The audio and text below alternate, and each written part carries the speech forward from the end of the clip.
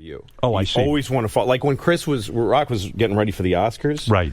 We were both in L.A. and he was going to try his set at the Ice House in Pasadena. So he asked me to come on and do 40 minutes in front of him. Yeah. And he's doing not his best stuff, but his Oscar material. But he wanted the heavy lifting. He wanted it to...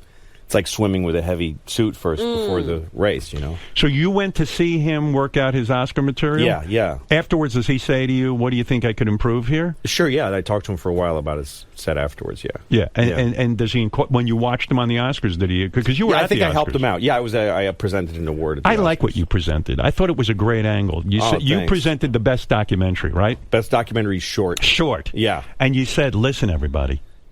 And I'm paraphrasing. Yeah. You said, these people, this is the most important award we're giving out all night. Because most of you who are getting an Oscar, it's not going to really affect your life that much. But best short documentary, this is the greatest thing that's ever going to happen to them. That's right. And they probably live in their car.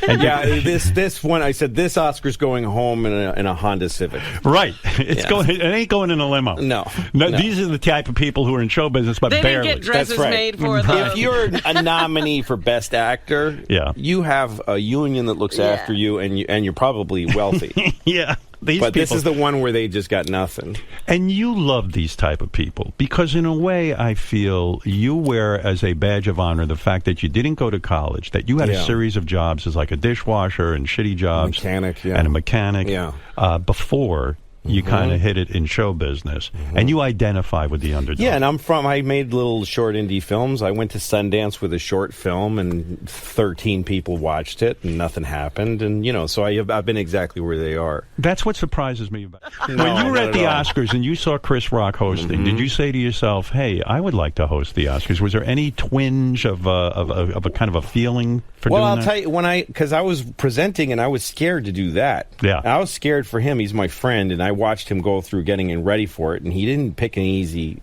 monologue to do. No.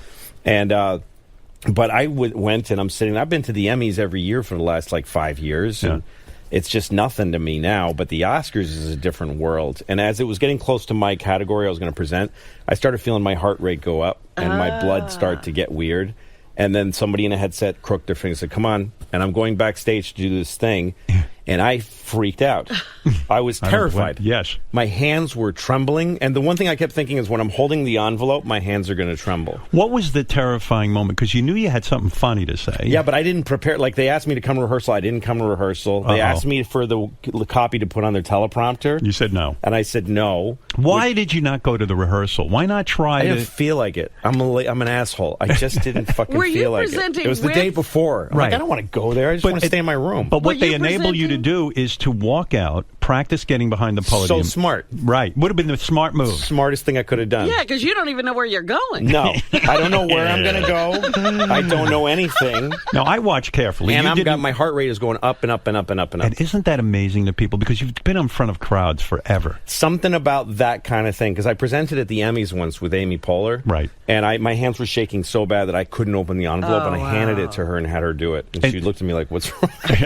I have a disease. I have a condition. Yes. Well, it's true because it's not your crowd. It's not what I do. No, you go up in front of a crowd that loves Louis C.K. That's right. You don't go or a random comedy club drunk crowd. I mean, that's my favorite thing is to go up in front of people who have no idea what's going to happen. And that happens less and less because a lot of people know you now. That's hard to get now. Do you miss the days when Very much so. Yeah, because going out there, the adrenaline rush, I would think, is winning over a crowd that doesn't know who you are. That's a great feeling. So at the Oscars, I'm scared. I'm talking to Lou Gossett Jr., which isn't helping. Yeah. Because it's so bizarre. Well, that's what I was going to say. You're presenting with someone. Yes, and I'm drinking red wine trying to calm down.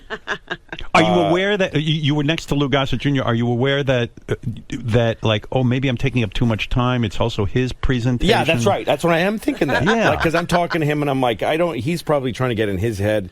And then they were about to. The thing I've learned about things like this is just listen to instructions. Because then I get there and because I didn't rehearse, this guy tells me 50 things that I have to know, and I just listen really carefully. Yeah. And then Chris goes, he's going to bring me on, and he goes, "What do you want me to say?" And I go, "Can you mention Horace and Pete?" And he goes, "Sure." And then I realized this is like being at the Comedy Cellar. You'll mention Horace and Pete. Brings me on. Yeah. But so I went out there to present it, and my heart is pounding, and I know the shape of what I'm going to say, but I don't know it. I start to explain my idea, and as laughs start to come, then I get one big laugh, and I'm in absolute heaven. I'm in a stratosphere of happiness. Do you look over at Lou Gossett to see what he's doing while you're doing I don't know where he was at that point. This was like in the lounge. But so I did, and then I got two big, good laughs. And then when it was over, thanks. And then I see the thing that it says, here are the nominees. And when I got to say the thing that meant I'm done, the relief was intense. And then I thought, it would be fun to do something like hosting a show like that, because I'd have to overcoming... like I did Power Players Jeopardy the other day. I was going to ask you about that. Why did you agree to do? Because you can look like a moron. Are you that good at Jeopardy that you would do Power Players Jeopardy? If I watch Jeopardy, I'll get 2 answers. Why did you do like? First of all, why did you put yourself through the Oscars if you just fucking hate it that much? But you know what I mean? It's fun to do things that you think you're going to suck at. But wait see a second. What happens. Okay, maybe the Oscars, but that's still your milieu. Yeah. The totally Jeopardy, out of my comfort zone. The Jeopardy, though, you can look like a real idiot because even if you're a smart guy, you got to know facts. You got to be fast. Who are you playing against in Power Jeopardy? A guy named Jonathan and a woman named Kate, and I don't remember their last names. They're famous people. He's from CNN, and they're journalists. They're like thoughtful, smart people. Right. You can't announce whether you won, obviously, because you taped it, right? I can't. But were you humiliated in this thing? Okay, so I was scared to do it, but the reason I did it is because it's for charity, and it's this group called the Fistula Foundation, who's kind of like my charity. Everything I do. A fistula is the thing in your ass when you push too hard, you can blow a hole in it. That's right. So what happens to women all over the world in poor countries? Yes. They give birth in the whatever in a hut, and they got like an alien vein hanging out of their fistula. They get and so then they pee themselves. Everything is mixed, right? And when they pee themselves, their whole community shuns them, and their life is over. I cannot believe you found a charity called the Fistula Foundation. And you know what's hard about charity to explain on television? You know what's great about that charity? There's something they can fix. They can fix. That's exactly right. All they do is pay for the operation, and then these women's lives are set. I love it because get sometimes educated, they can get a job, do whatever they want. Sometimes, like when you used to give to the muscular dystrophy with Jerry Lewis, you say, "This motherfucker, this has been going on for 50 years. There's no goddamn cure. There's no cure." Fistula, they can sew up and do something nice. Howard, you were always. Why didn't you found the Fistula? I was thinking testicle cancer, but you're right. I don't know. Fistula Foundation is a great group. They just do a simple thing, and they're not a big, giant corporate entity that you know. Have you ever pushed so hard that you got hemorrhoids or fistulas in your ass? I don't know. I might have. I was too ashamed to go get it checked out. There's a lot of shame associated with fistulas. With assholes and dicks and all right, vaginas. So get back to Louie.